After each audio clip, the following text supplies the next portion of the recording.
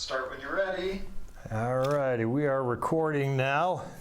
Great, thank you. Hi everybody, my name is Tom Timbrooks, Thomas W. Timbrooks, just like there, Thomas W. Timbrooks, and I'm interested in a position with the United States House of Representatives for Oregon's 6th Congressional District. That's the one. I live in McMinnville. McMinnville is in the 6th Congressional District.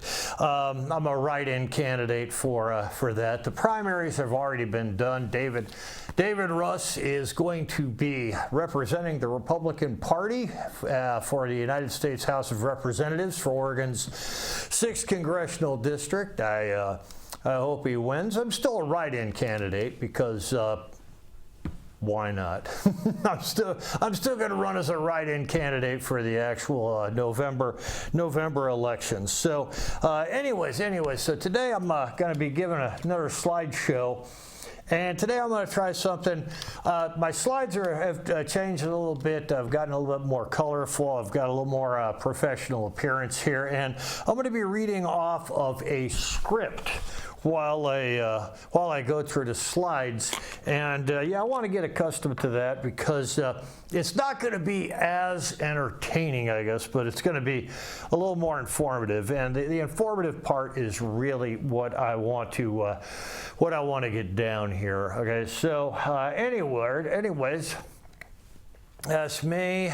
Core values: limited government, local decision-making, free market economy, fiscal responsibility, personal liberty and responsibility. And that's just the core values for the Republican Party. And I'd like to remind everybody, insanity is a mental condition that prevents a person from fully understanding the consequences of an action and distinguishing right from wrong. So those are the two criteria that need to be met in order for an act to be considered insane. And the reason I like to put that in here is because I keep on hearing Alexandria Ocasio-Cortez and the rest of her congressional people saying that the definition of insanity is doing the same thing over and over again and expecting different results, and that's not the definition of insanity. That's actually the scientific method. That's what scientists do. They do the same thing over and over again, and they anticipate different results so that they can do process analysis. Okay, so yeah, if anybody tells you that, don't listen to them. Okay, so here we are. We're going to go ahead and first of all, let's kind of introduce us. One of the things that we have out here in Oregon is unmanned aerial vehicles, UAVs, and we have a company out here that manufactures them. And one of the things that I want to do for Oregon's 6th Congressional District, and working with David Russ will probably do this, is provide jobs, get jobs for Oregon, and this is a way to get jobs. We also have a robot factory out here, and they make humanoid robots. And one of the things that I want to go towards is larger law enforcement force. We want more law enforcement. We want law enforcement visibility. Law enforcement visibility will help to maintain the stability of an environment, and that's what today's slideshow presentation is going to be all about: increasing law enforcement presence through the use of drones and robot technology. And I've said before, like let's say you have the border between the United States and Mexico. People cannot patrol that border as efficiently as robots. You can get 10, 15 robots patrolling that border, recharging their battery, patrolling the border, and you could get some person in a booth somewhere, several miles away. And that person in the booth can be monitoring everything those robots see. And the robots can be filled up with artificial intelligence so that they can act autonomously if they ever see anything wrong. And understand, we're not talking about armed robots. We're not talking about Terminators or anything like that. We're just talking about a walking platform for cameras. These cameras are going to watch everything that happens. They're going to have infrared. There's going to be all kinds of sensors on these robots so that anything anybody tries to do at the border will be observed and it can be reacted to. So that's what today's presentation is going to be about, is an increased presence of the police force using robot and drone technology. And this is something that could increase the number of jobs in Oregon. Okay, so that's what today is all about. Okay, so let me go ahead and, okay, this is slide 1 here. We go ahead and look at my script here. There we go, on slide 1. So tonight, I want to discuss an issue that affects every American, regardless of political affiliation, income level, race, religion, or geographic location. That issue is public safety. More specifically, I want to discuss the relationship between justice, law enforcement, prosperity, and the future role of technology in helping society maintain stability and freedom. This presentation is not about fear. It is about understanding systems. A free society cannot function without justice. Justice cannot function without law enforcement. And prosperity cannot exist where law-abiding citizens live in fear. Tonight, I want to explore those relationships and also discuss what the future of public safety may look like in the decades ahead. Like I said, I'm a write-in candidate for Oregon's 6th Congressional District. I believe one of the responsibilities of leadership is to examine problems honestly and discuss solutions logically. Public safety is one of the foundational responsibilities of government. Without safety, businesses struggle, investment declines, neighborhoods deteriorate, families leave, opportunity disappears. This presentation is intended to examine the role law enforcement plays in preventing those outcomes. Now, the core question, what is the role of law enforcement in a free society? And that question may sound simple, but it's actually extremely important. Many people think law enforcement exists primarily to arrest criminals, but that's only part of the picture. The deeper purpose of law enforcement is maintaining the conditions necessary for civilization itself. Law enforcement creates predictability, accountability, trust in systems, and confidence in daily life. Without those things, society becomes unstable. The constitutional foundation, the preamble to the Constitution, states to establish justice, and that is not accidental wording. The founders understood something very important. Freedom without justice becomes chaos. Justice is one of the first responsibilities mentioned in the preamble because stable liberty requires stable law. The Constitution recognizes that society cannot function if contracts are ignored, violence dominates, theft becomes normalized, intimidation replaces law. Justice creates the environment where liberty can survive. And the key principle here, justice is not automatic. It must be actively maintained. This is one of the most important ideas in the entire presentation. Civilization does not naturally maintain itself. Order requires laws, institutions, enforcement, and accountability. If enforcement disappears, criminal behavior expands into the vacuum. History repeatedly demonstrates this. Justice is not passive. Justice requires continuous maintenance. The core concept here, no justice, no security, no prosperity. This is essentially a system equation. Without justice, people feel unsafe. When people feel unsafe, economic confidence declines. When economic confidence declines, investment disappears. And when investment disappears, communities decline. Prosperity depends on stability. Now, the mechanism here, when people feel unsafe, Economic activity declines. People avoid danger. Businesses avoid instability. Investors avoid uncertainty. Families relocate away from unsafe environments. This is not ideological. It is behavioral economics. People naturally move towards environments where they feel secure. For a real-world example, businesses leave high crime areas. Jobs disappear. Communities decline. We have seen this happen repeatedly across America. When crime rises, businesses close earlier. Insurance costs rise. Theft increases. Customers stop coming. Employees feel unsafe. Eventually, businesses leave entirely, and once businesses leave, jobs disappear, then tax revenue declines, then infrastructure deteriorates, then the cycle accelerates. Crime is not merely a policing issue, it becomes an economic issue.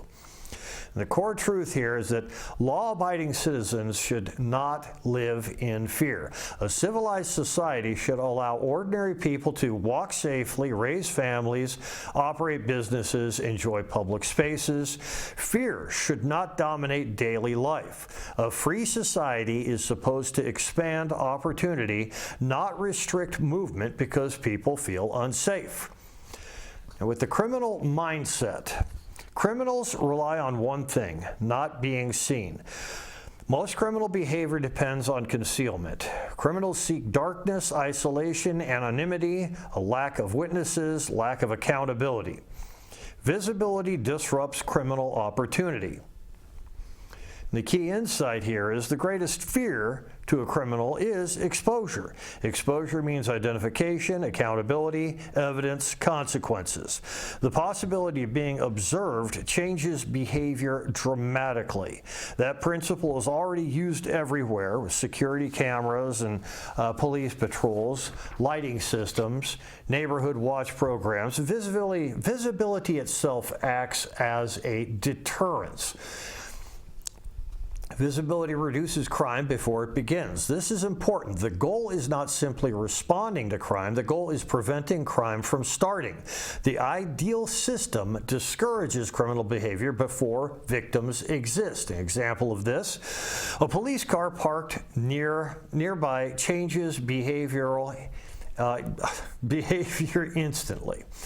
Everyone understands this phenomenon. People drive differently, people behave differently. Criminal behavior becomes riskier. Presence changes psychology. So the presence of a police vehicle changes psychology. The expanded concept here, well, if presence is prevention, this may be one of the simplest ways to summarize the presentation here that I'm making. Visible law enforcement changes decision-making, increases perceived risk, reduces opportunity, discourages escalation. The presence itself has value. The cultural challenge, though. Some elements of culture romanticize criminal behavior. This is an uncomfortable topic, but it is real. Certain parts of culture portray criminal lifestyles, lawlessness, violence, intimidation, exploitation as symbols of status or power. That influences perception. So the observation is, well, music, media, and entertainment sometimes glorify crime. Now, this does not mean media creates crime directly, but culture influences normalization. Repeated exposure affects attitudes, expectations, emotional associations, and especially among younger audiences. The important distinction here is admitting an idea is different from acting on it. Most people who consume this material never commit crimes. That distinction matters, but the line between fantasy and action becomes more stable when consequences are visible. Mechanism. Law enforcement presence separates fantasy from action. People may fantasize about rebellion or criminality, but visible accountability discourages actual criminal behavior. Law enforcement helps maintain the boundary between imagination and action. The key point here is that people romanticize crime, but they avoid consequences. Consequences matter. Most individuals modify behavior when accountability becomes likely. The conclusion of this section: law enforcement ensures consequences are visible. Visibility reinforces accountability. Accountability stabilizes behavior, and stable behavior supports civilization. The big idea: what if law enforcement presence was everywhere? Now we begin discussing future concepts. What happens when visibility becomes continuous? And the vision: a law enforcement presence on every block. Not necessarily armed confrontation, not militarization, just presence, observation, awareness, visibility. Like I said, on the border with Mexico, you have these walking drones. They're going to avoid that stuff because they see it. Intended outcome: crime prevention before it starts. And again, the ideal system prevents victims from existing in the first place. The economic impact is safer communities, which attract businesses, investment, families. Safety creates confidence. Confidence creates investment. Investment creates growth. The prosperity link here as well: safety goes to confidence, which goes to growth. This is one of the central equations of civilization. The challenge now: how do we afford that level of coverage? This is where reality enters the discussion. Human staffing at massive scale is extremely expensive. And the reality check: human staffing alone is extremely expensive. Hiring enough officers for universal visibility would cost enormous amounts of money, which leads to the next phase of the discussion: a transition. This is where technology comes in.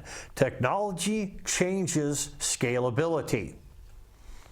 So for my future concept: artificial intelligence assisted law enforcement support systems, not replacing humans, supporting them. Extending visibility, increasing awareness, improving response efficiency.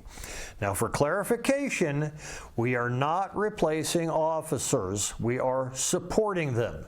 Human judgment remains essential. Technology assists. Humans decide. So, humanoid robotic patrols units could provide neighborhood visibility, continuous observation, data collection, and real-time artificial intelligence analysis. Flying drones could track suspects, maintain visual contact, reduce dangerous pursuits, improve coordination.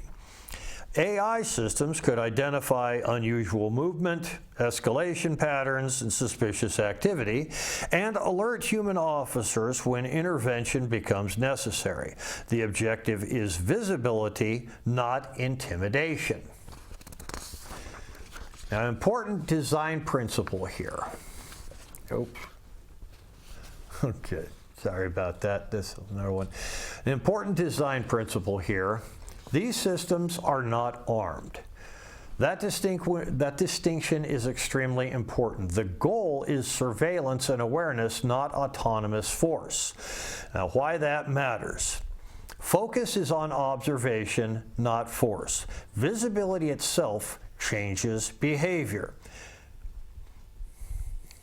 Sorry. Okay. The core mechanism here: exposure replaces confrontation. If people know they are visible, many crimes never begin. The psychological impact: criminal behavior becomes harder to hide. The environment itself changes decision making. The result is fewer crimes are initiated. The fastest crime is the one that never occurs. And the role of the human officers is to respond only when necessary. Technology handles the observation. Humans handle judgment. There's an efficiency gain: better use of trained law enforcement personnel. Highly trained officers spend more time solving problems, engaging communities, responding strategically, instead of constantly reacting blindly. Now, the constitutional alignment here supports the goal to ensure justice. Remember the preamble to the Constitution, we have form a more perfect union, ensure justice, domestic tranquility and all that. So this is to ensure justice. This entire framework returns to the Constitution. Justice is foundational. So for the broader impact, safer neighborhoods, stronger economies, more opportunity. This is not only about crime reduction, it is about creating environments where people can thrive. And the final core message, justice requires visibility. Visibility requires presence. That may be the simplest summary of tonight's presentation. So, the closing statement. A society that ensures justice creates the foundation for freedom, prosperity, and growth. These are the key elements necessary for life, liberty, and the pursuit of happiness. Thank you very much for your time tonight. I appreciate the opportunity to share these ideas with you, and I hope this presentation encourages people to think more deeply about the relationship between justice, security, technology, and the future of American prosperity. Well, and there I have my raccoon of ended presentations, and that was pretty fast. I did not actually anticipate it being that quick. Generally speaking, I'm here for like an hour yammering on about each one of my slides. And I think that's kind of a turnoff to some people. So anyways, yeah, these robots. The factory in South Salem, what is it, the Dynamics, what is it, Agility Robotics or Agility Dynamics, something like that, I forget. I've mentioned them before. I've actually been to their little robot factory, and it's a pretty impressive operation. They have some really, really amazing robots. And like I said, there are aerial vehicles. We have an aerial vehicle here, factory here in McMinnville, and this is what I'm talking about with the jobs. Now, last week I was talking about how Oregon is very unique in the realm of cancer research. We're using immune therapy for cancer research, and that's something I want to explore also. So, if David Russ wins the seat for United States House of Representatives, more than likely I will be part of his cabinet. And he and I have already discussed this. I'll be working with him.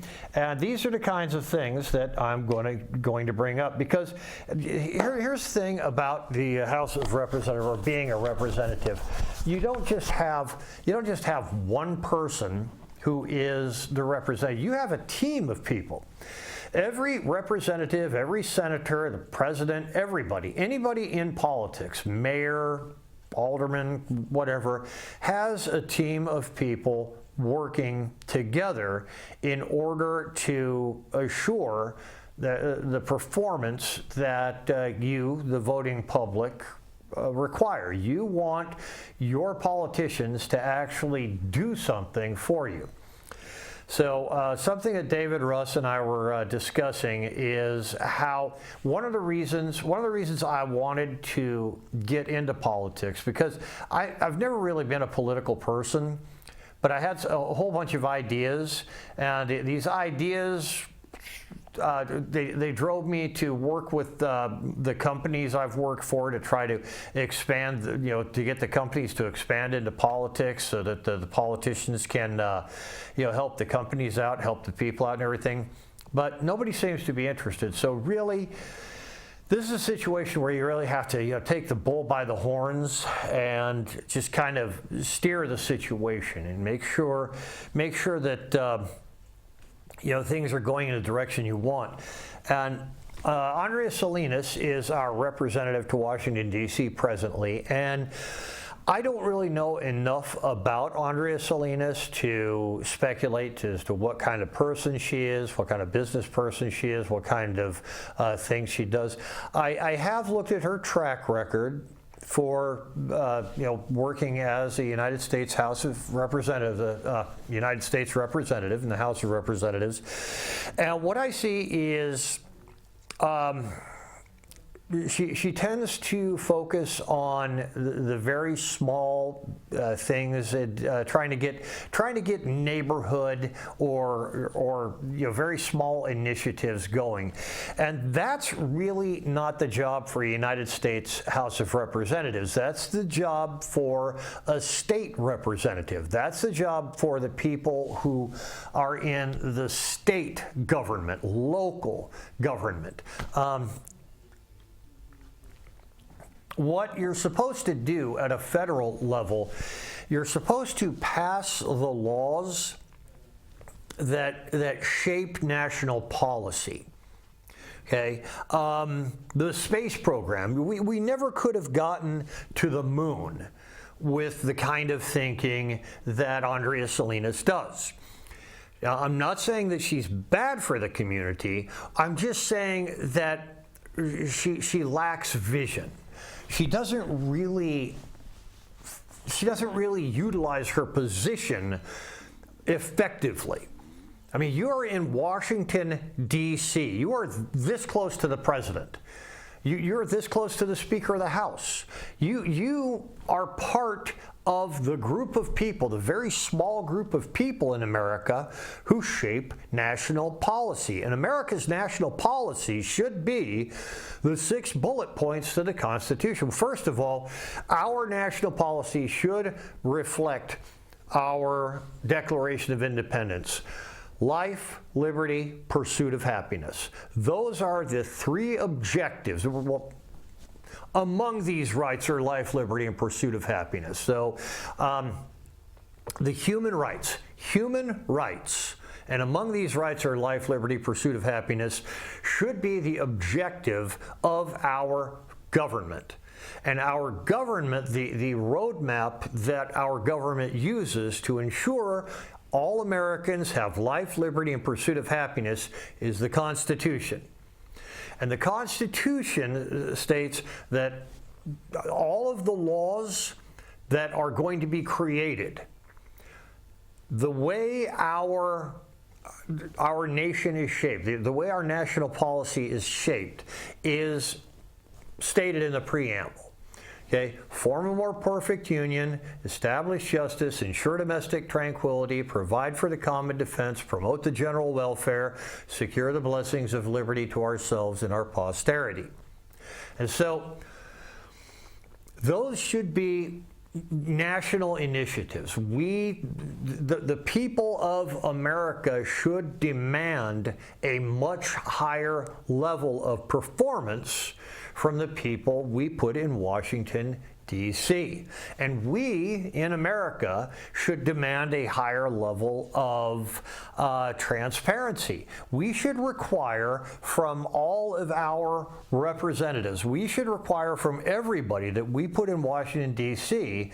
that they accomplish these things, that we should look at their list of accomplishments since they've been in Washington, D.C. And I've looked at Andrea Salinas' list of accomplishments, and one of her latest accomplishments is that she joined the equity team, the congressional equity team.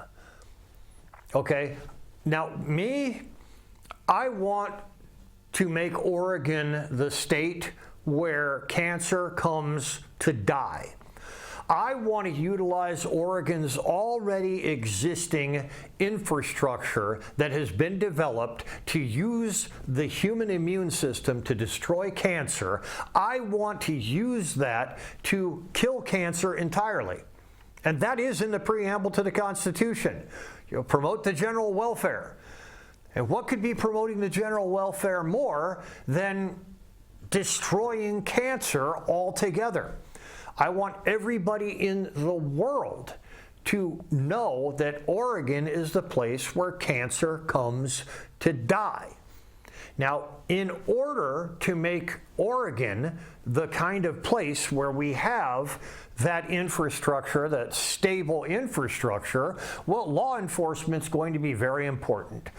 And so this law enforcement with the robots and the drones and everything, it just seems very, very practical. And it seems like a really great idea because, like I said in the presentation, training people to do this work is very difficult, very time-consuming, very expensive. And the actual cost of law enforcement could go down using robots and drones, and the effectiveness of law enforcement would go up. So cost comes down, quality goes up. Well, actually, cost goes down, scope goes up, and the time improves. And you've got this thing called the quality triangle where you have scope, time, and cost. Well, if cost comes down, scope goes up, and time improves, then your quality, your overall quality improves. So using artificial intelligence, combining law enforcement with artificial intelligence, creating robotic sentries that will walk a beat. These sentries could be in view of each other at all times. This could help stabilize our neighborhoods, our towns, our cities, our economy, provide law enforcement, provide visibility, provide for the people who feel like they are victims in their own homes. This could provide help, assistance, and so forth. Most of what law enforcement does is help people anyway. I mean, I've been driving along the highway and I've seen somebody with a flat tire, and I've seen a state trooper helping this person to change their flat tire. So I mean, law enforcement, like I said in the presentation, law enforcement isn't just about arresting people and throwing them in jail. Law enforcement is about the overall reduction in crime. Visibility provides the reduction in crime through prevention. We have all these criminals out there who would love to just come by and steal something or tag something or destroy something, but they're not going to do it if you've got these robots around watching what's happening, okay? And this doesn't mean that we're in a police state, okay? A police state is actually something completely different, and a lot of people will confuse this. They'll say, oh, you want cops everywhere because you want to live in a police state because Republicans are evil and everything. A police state is actually where the government monitors everything you do through electronic surveillance, your conversations, your shopping history. It's essentially what Google does or what Amazon does. So I mean, if you look at your little cell phones, okay, I mean, this cell phone right now is telling whoever is listening where I'm at. They know where I'm at. They're listening to this conversation. They know my political affiliation. They know how I feel, and whatever I talk about. I mean, I've just been sitting around talking about a good place to get barbecue. I'm sure if I say I sure am hungry for barbecue, I could use some barbecue. Man, some barbecue would really go well today. Oh, I love barbecue. I am going to get some messages about good places that are local to get barbecue. Okay. So if you're worried about living in a police state, you already live in the police state. And it's not that, I mean, we're actually paying the people who monitor everything that we do. We are actually whenever we purchase these cell phones, these smartphones, we are actually paying a premium so that they can listen in on our conversations. And if the cops were to do that, we would say, oh, police state, police state. But the cops don't actually do it. It is illegal for a cop to listen in on your conversation, but Amazon can listen in on your conversation, and Google can listen in on your conversation, and Facebook, YouTube. All of the social media can listen in on your conversation, can find what you like and dislike. So if you're afraid of a police state, we're already in a police state, okay? So I'm not saying let's get into a police state. I'm saying that major criminal behavior. I mean, you will watch, what was that? I watched, there was some video online. It's a viral video. It happened up in Seattle. What happened was there was a 77-year-old man, and he was a 77-year-old man is just coming home, just walking home. He's got his cane, and he's just barely moving. And these two young guys just do all kinds of terrible things. The guy curls up, he falls down on the ground, and these two young guys, I mean, there are video cameras watching and everything, and these two young guys, they get arrested, and people are like, well, why did you do this? And this one of the young guys says, hey, I'm in with the mayor. Yeah, you just talk to the mayor. The mayor will let me go. I mean, that is the kind of thing we need to avoid. That is the type of attitude that we need to get rid of. We need for people to know that whenever they do something terrible, that there are consequences. Now, this is part that you, the citizen, and the legal system would have to follow through on, because I mean, there was that one example where that girl was on a train, and she just sits down on the train, and the guy gets up from in back of her, and he stabs her in the neck, and she dies, and. I mean, there were video surveillance all over the place there. I mean, they saw him, the cameras saw him doing it, they saw him get up, they saw him walk away, and they saw him leave the train station and everything. So there was a lot of video surveillance there. So surveillance is one part. And the next part is following through with the punishment, making sure that there are consequences to actions. Okay, because remember what I said about insanity. Insanity is a mental condition where a person is incapable of understanding between good and evil. That's number one. And number two is incapable of understanding consequences to actions. Now, if there are no consequences to actions, then this person understands perfectly. There are no consequences to actions, so I can do whatever I want. But if there are consequences to actions, then the person is not going to go around doing whatever he or she wants to do. So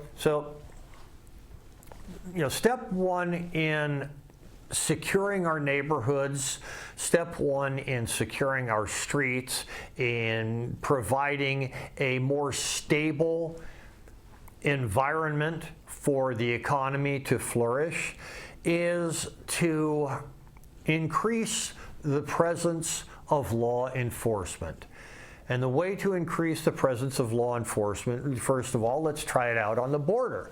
I want to send robots and drones down to the border. I want to patrol the United States-Mexican border. I want to have one robot for every X number of yards. Let's say every 100 yards. Okay, one robot, 100 meters, because that's still visual. You can still, that's the end of a football field, okay? You can stand in the end zone of one football field and see another person in the other end zone of the football field. So 100 yards or 100 meters.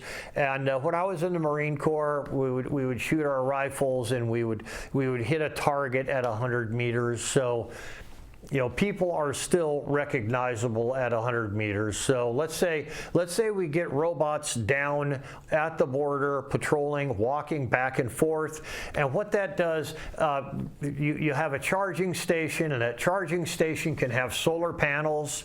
Here's your solar panels. Your solar panels are absorbing all the sun and feeding it into a big battery, and then when the robot needs some more juice, it hooks up to the battery, charges up its own batteries, and then goes out and patrols some more, and another robot comes by and charges up, and this would be a continuous thing, a fairly continuous thing. These robots will provide the American-Mexican border with a heightened security, and they will provide thousands, tens of thousands of jobs for people in the United States. Because Oregon is not the only place that creates these robots. But we do have a robot factory here in Oregon that would benefit from this kind of thing. And this is what I'm talking about when I'm talking about a member of Congress, a United States representative, should have higher ambitions than just to do a couple of things locally. Okay, I saw on Facebook the other day where Andrea Salinas is giving this guy a check saying, here's a $30,000 check for this, that, and the other, and I'm thinking, billions of dollars. Okay, the United States Congress, I think it's Article 8 of, it's Article 1, Section 8, I think it is. The United States Congress is in charge of taxing and spending.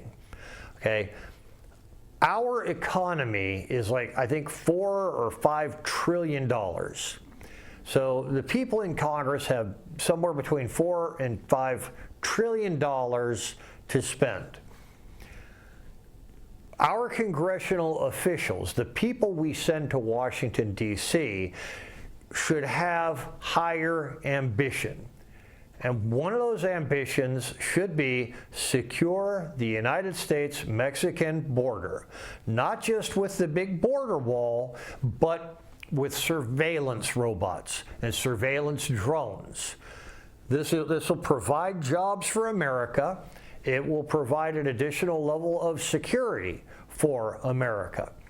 And as a pilot program, we can test out these security robots down here on the border. And once they've proven themselves, once the artificial intelligence has proven itself working the border, then those same robots and drones and artificial intelligence can come work in the cities, and we could tackle the big cities first. We could say, like, well, actually we'd probably do it with the small cities first. The smaller cities, because the smaller cities can't really afford a substantial police force, so increasing the police presence in a smaller city, that might be a better way to go, because what that's going to do is it's going to reduce the cost and increase the quality of the police presence in the smaller city. And that reduction in cost is going to be, we can use that reduction in cost, because the law enforcement budget is, it goes to the state. The state has a law enforcement budget, and the state uses that law enforcement budget all over the state. And if each of the small towns in the state have a reduced cost of law enforcement, well, that money can be sent to the higher crime areas, the inner cities, the bigger cities, the places where we know crime happens a lot. And so, it's not just jobs and like that. It's an overall sense of security in America. So if we have these places all over the United States, these small towns, and we know these small towns are safe, then property values out in those small towns go up, the suburbs, these places. And so the law enforcement will go from the small cities and it will go outward. And eventually it will crowd into the bigger cities, Chicago, New York City, places like that, where these robot drones, and of course there are going to be people out there who, you know, this is fun. They're gonna put a bumper sticker on the robot. They're gonna come behind the robot and kick it and see if they can't make it fall down and things like that. But eventually people will become accustomed to these robots and these drones, and eventually they will come to need these robots and drones. They'll be very accustomed to them and they'll like them. I think it was, oh God, I forget the name of the author, but he said that there's three phases to this. At first, something is a luxury, then it's a necessity, and eventually it becomes an addiction. And this is the way we are in America when it comes to law enforcement, because back a long time ago, 100 years ago, 150 years ago, your security was you had a whole bunch of dogs on the front porch and you had Grandpa out there with his shotgun. And if somebody approached the house, Grandpa would point his shotgun and the dogs would start barking, and Grandpa would say, "What do you want?" Well, I came here for this reason." "That's not good enough reason. Get on out of here." That was security. They didn't need the police. They didn't need 911. They didn't need any of that stuff. Okay? Well, see, nowadays we need that stuff because it went from luxury to necessity to addiction. And now we have, we in America, everybody knows the number for 911. Everybody knows what to do if there's an emergency. Call 911. Okay? We are addicted to our infrastructure. And part of the infrastructure we're addicted to is law enforcement, medical care, 911.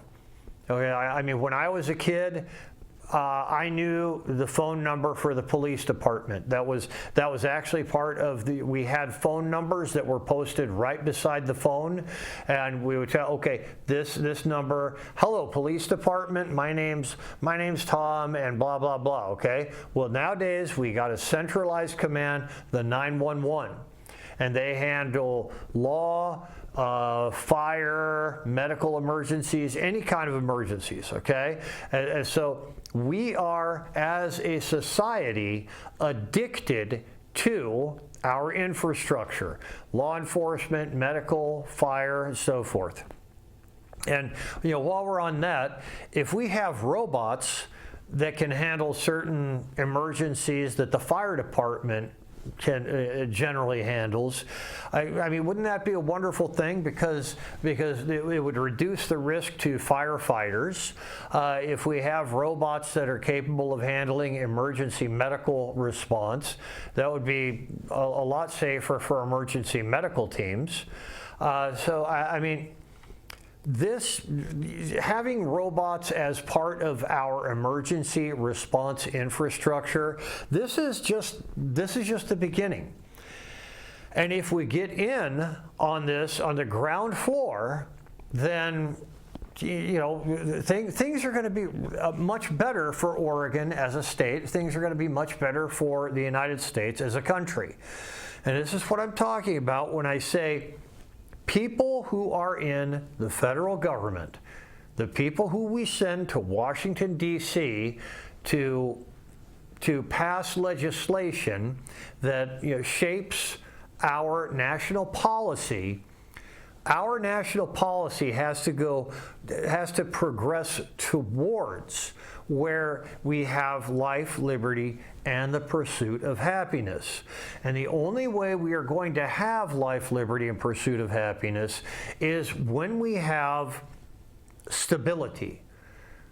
When we know, I know, and you know that you can walk down the street and not get robbed.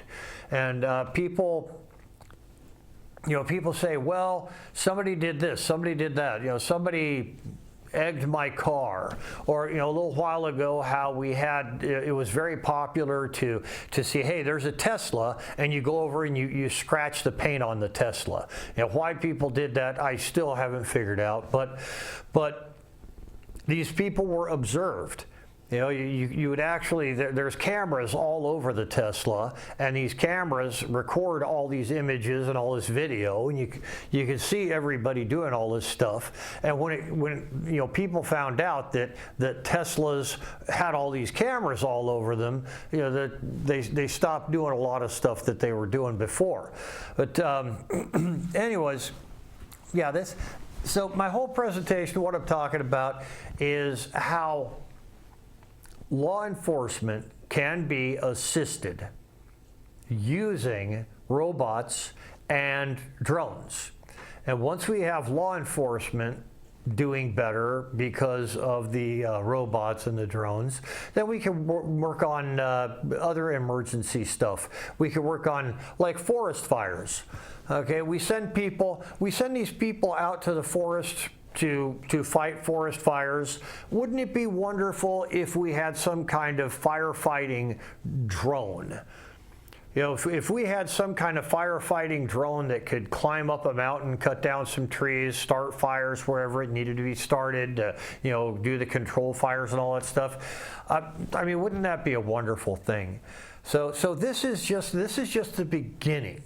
This is the start of where we want to go. We want to have a society where we can get things done, but without requiring a whole bunch of manpower. One big reason for this is, I'm 62. There's a lot of people in America. There are more people in America who are old than people in America who are young. And when we get too old for the young people to care for, what's going to happen? We're going to need robots. Okay, the old people are going to need robots to care for us because the young people aren't going to be able to care for us.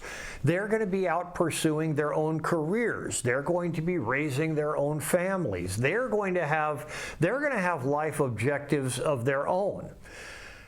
They're not going to be able to enforce all the laws. They're not going to be able to put out all the fires. They're not going to be able to handle all of the medical situations. We're going to need an infrastructure that utilizes robotics and artificial intelligence.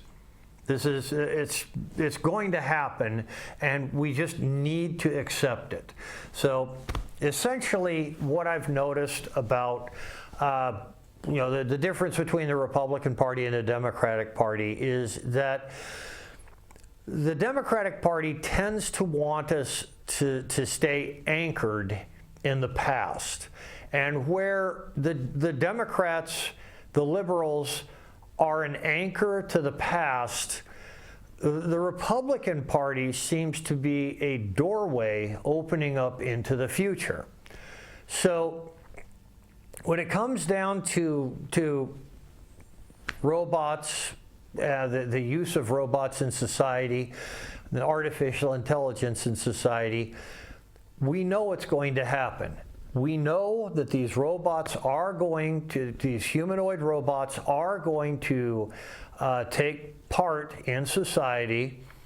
They're going to teach our children. They're going to enforce our laws. They're going to answer our medical emergencies. They're going to put out our forest fires. They may even build our houses for us. And eventually, we're going to depend very, very heavily on robots. And that's going to be a good thing because there aren't going to be enough young people out there to take care of us old people and do all this other stuff that needs to be done. So the use of robots and artificial intelligence in America's infrastructure is the future. And we, the Republican Party, we want to open that door into the future for you, the American people. So really, whether you vote Democrat or vote Republican depends entirely upon whether you want to be anchored in the past or let into the future. It's really your choice. Which do you want? Do you want to stay in the past, or do you want to be invited into the future? It's up to you. Okay. So, anyways, let me go back to this, and these are my 10 things that I want to accomplish if I am lucky enough, if I am good enough to get into the job there. I want to remove $5 trillion from the national debt, and that's a thing that I've been discussing. It is possible. I want to propose the 28th Amendment for the transparency in financial incentives. There's too many financial incentives going out there in America now, and nobody really knows who's getting them or what they're for. We want to secure America's digital infrastructure by requiring PLCs, that's a programmable logic controller, to be built domestically. TB and polio, it's tuberculosis and polio screening for all migrants as well as food workers. And that's because these two diseases are two of the biggest killers of human beings, and they are still out there. Americans are still contracting polio. It's just that we have a really, really amazing polio vaccination thing for young people to go through. So, that's why we don't hear about more polio cases. But tuberculosis, that is making a comeback in America. And the 5-pillar blueprint to empower local governments. And what that is basically is I want every local government to have a 5-pillar blueprint and find out exactly how much money that local government needs in order to operate. And that'll save us money, save us time. I want to protect our law enforcement through the Reasonable Operation Space Act. And what that is I see there are people out there trying to enforce the law, and you've got these other people who walk right up to them. They put their face like half an inch away, and the law enforcement officials aren't allowed to react. And I think that's just a shame. I think law enforcement should be able to react, and I think it's part of their safety. They should be able to arrest people and, for doing that kind of thing. And, you're not going to throw them in jail for 20 years or anything like that. Just arrest them, put them in a paddy wagon, haul them off someplace and let them cool down. I want to require early measles vaccination, and I've got another presentation on that. And the thing about measles is if somebody catches the measles late in life, it resets their immune system, and it can really be a terrible, terrible thing. The American Talent First Act to ensure American workers are prioritized for American jobs. That's because there are too many people from other countries that come to America, and their priority is to bring more people from their home country to America to get jobs. And I want Americans to be prioritized for jobs. And research into immunotherapy for cancer, curing cancer, that's really my top thing I want to do. But these other things are, they're pretty important also. And in-person voting, I want to get rid of the mail-in voting unless it's an extreme situation, because in-person voting assures voting security. And we're learning more and more about the insecurity of mail-in voting all the time. I support President Trump for the Nobel Peace Prize. I think the guy's really gone above and beyond, and I think if he doesn't win the Nobel Peace Prize, I think that the Nobel Peace Prize committee should reevaluate their standards, because they were talking about Greta Thunberg getting it. It's just like, come on, man, Greta Thunberg, a little doom goblin. Yeah. I also support Tulsi Gabbard for president in 2028, and I know we haven't really heard a lot about Tulsi Gabbard for president. You know, people are just assuming that Mike Pence, the vice president, is going to run for president, and I'm sure he is planning on it. It's just that I think Tulsi Gabbard would probably be a better candidate because she has more political experience. She was in the House of Representatives for a long time. She actually ran back in 2020, and I remember saying that if she won the primary, I would go ahead and I would vote for her to be president, because I just thought she'd be a really good president. She seems like a really responsible person. I liked listening to her audio book also. She had a pretty good audio book. But yeah, I support that. And yeah, I am a Make America Great Again Republican. I am a MAGA Republican, but mostly I'm a Make Oregon's 6th Congressional District America's Greatest Congressional District Republican. And that there, you can see the district map, and that's our 6th Congressional District right there between Salem and Portland. So yeah, and that's all I have today. And thank you very much for listening to me, and God bless.